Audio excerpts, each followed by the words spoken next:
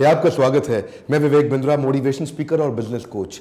अमूमन आपने देखा होगा मैं सेल्स पे ज्यादा वीडियोस नहीं बनाए, मैंने थोड़े वीडियोस कम रखे हैं सेल्स पे, क्योंकि मेरा फोकस थोड़ा लीडरशिप फनल में भी प्रॉब्लम सॉल्विंग प्रोडक्ट पे रहता है। पीएसपी फॉर्मूला, मैं वो पीएसपी फॉर्मूला पे फोकस इसलिए करता हूं क्योंकि दुनिया के सारे बड़े अच्छे ब्रांड्स जो जमीन से शुरू होकर ऊपर तक गए हैं, फर्श से अर्श तक, ये वो हैं जो प्रॉब्लम सॉल्व करने वाले प्रोडक्ट को तैयार कर देते हैं, सेल्स अपने आप बढ़ जाती है। बहरहाल आज का टॉपिक मैं लूंगा कि वो चार क्या कारण हैं जिनकी वजह से आप सेल्स में या तो असफल हो गए हैं या बड़ी सफलता हासिल नहीं कर पाए। चाहे आप किसी भी प्रकार की सेल्स कर रहे हैं, आप B2B सेल्स कर रहे हैं, B2C कर रहे हैं या B2B2C कर रहे हैं, इन पे मैं वीडियो पहले भी बना चुका हूं, या आप डायरेक्ट सेलिंग कर रहे हैं या मल्टी लेवल मार्केटिंग की सेल्स कर रहे हैं, या हो सकता है कि आप इंटरनेट बेस्ड डिजिटल मार्केटिंग से भी सेल्स कर रहे हो।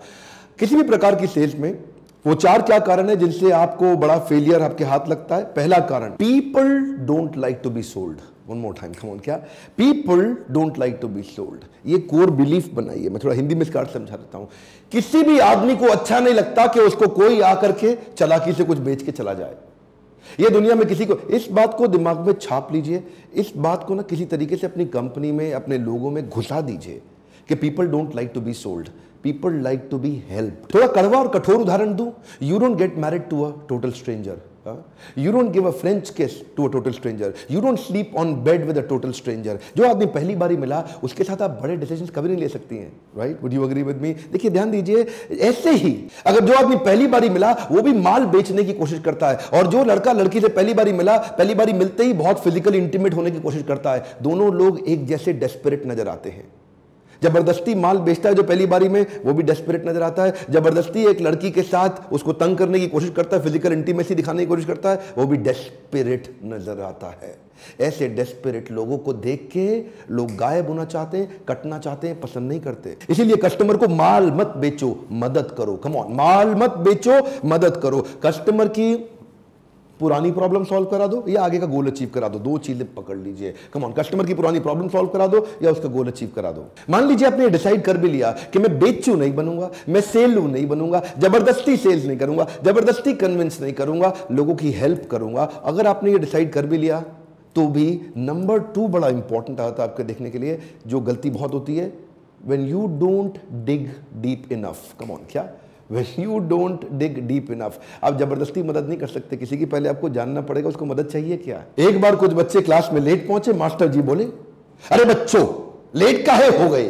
अरे मास्टर जी, वो बूढ़ी औरत को सड़क पार करा रहे थे। अबे तो आधा घंटा लेट कैसे हो गए? मास्टर जी, वो सड़क पार करने को मान नहीं रही थी। जबरदस्ती कस्टमर को गलत सड़क पार मत कराओ। कस्टमर की मदद करनी है तो पहले जानो उसको मदद चाहिए क्या है। प्रोस्पेक्टिंग, प्रेजेंटिंग और पोजिशनिंग करने से पहले उसकी नीड ढूंढिए और नीड को हेल्प में कन्वर्ट करिए। प्रोडक्ट तो बाद में आता है जी, प्रोडक्ट पहले नहीं आता पिक्चर के अंदर। पहले उसकी नीड आती है, फिर आप सोचते हो कि मैं इस नीड में इसकी कैसे हेल्प करूं। उसको बोलते हैं कंसल्टेटिव सेलिंग।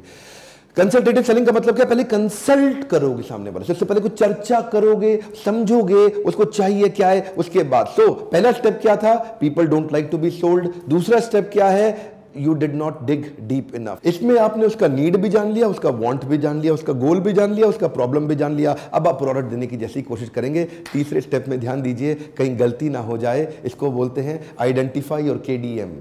KDM का मतलब क्या है? की डिसीजन मेकर। जिसको आप माल बेच रहे हैं उसके पास डिसीजन लेने की एबिलिटी है भी कि नहीं है।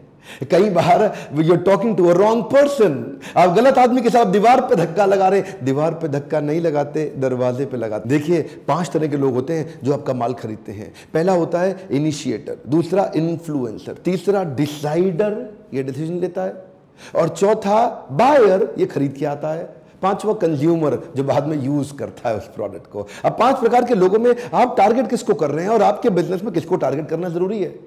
मान लीजिए आपका कंज्यूमर बहुत ही छोटा बच्चा है तो बच्चे को टारगेट मत करिए, डिसाइडर को, बायर को, इनको टारगेट करिए, क्योंकि ये लोग आपका माल खरीदेंगे। अब एक कॉर्पोरेट के अंदर B2B में परचेज मैनेजर आपका बायर है, लेकिन ना तो वो इन्फ्लुएंसर है ना वो डिसाइडर है। डिसाइडर उनका बॉस है जो ऊपर से उनको बताता है काम करने के लिए। ऐसे ही आप अपना KDM, की डिसीजन मेकर ढूंढिए। जिसको भी आप माल बेच रहे हैं, जिस कंपनी में माल बेचते हो उस कंपनी का ऑर्गेनाइजेशन स्ट्रक्चर को पहचानो।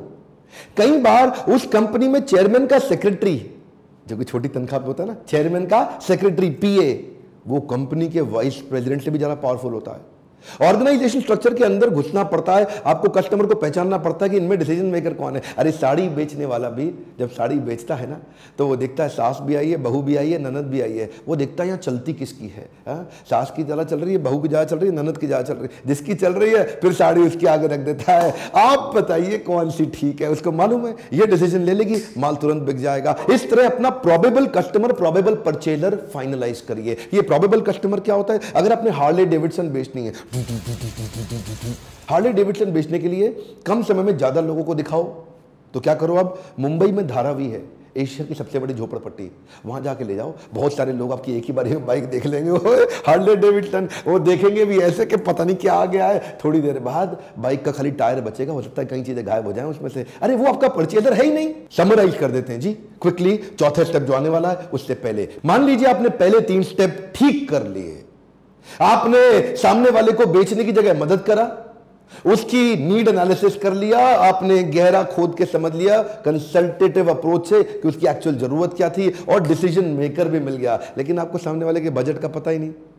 Unclear about the budget bracket, ये भी बड़ा डेंजरस है सर। कुछ लोग ऐसे होंगे, उन्हें तो पैसा खर्च कर सकते हैं ना पैसा खर्च करना चाहते हैं, एकदम बाहर कर दो उनको अपने चैप्टर से। कुछ ऐसे हैं जो पैसा खर्च कर सकते हैं और करना चाहते भी हैं, ये आपका परफेक्ट कस्टमर है, इसको एकदम ओके कर दो। अब बीच के बचे 2, एक वो जो खर्च कर सकते हैं लेकिन चाहते नहीं है जी, तो उनको आपको ना, अभी तक इसका मतलब लीड एनालिसिस ठीक नहीं हुआ, वो कस्टमर आपसे कनेक्ट ही नहीं हुआ, उसके बाद पैसा है लेकिन खर्च करना नहीं चाहता। उसका यही कारण है कि अभी तक आपने डिग डीप करके उसकी प्रॉब्लम को नहीं समझा। एक और बचा, ये क्या है जी, ये खरीदना तो चाहता है लेकिन उसके बाद पैसा है नहीं, तो इसके साथ आप बैठ के मदद करें कि कहाँ से फाइनेंस मिलेगा, इसको किधर से लोन मिलेगा, कोई ईएमआई की स्कीम आ जाएगी, कोई पार्टनर स्कीम आ जाएगी जिससे वो खरीद लेगा। आपको सामने के बजट ब्रैकेट को समझना पड़ेगा। 4 कैटेगरी थी, जो पैसा खर्च कर सकता है लेकिन करना नहीं चाहता, करना चाहता है लेकिन पैसा है नहीं, ना करना चाहता है ना है और करना भी चाहता है। तो 4 प्रकार की कैटेगरी थी। इन कैटेगरी से आप बजट ब्रैकेट आइडेंटिफाई करिए, ये 4 गलती मत करिए, सेल्स तुरंत बढ़ेगी। यकीन मानिए सेल्स करना दुनिया का सबसे आसान काम है, अगर आपको समझ में आ जाए करना कैसे है।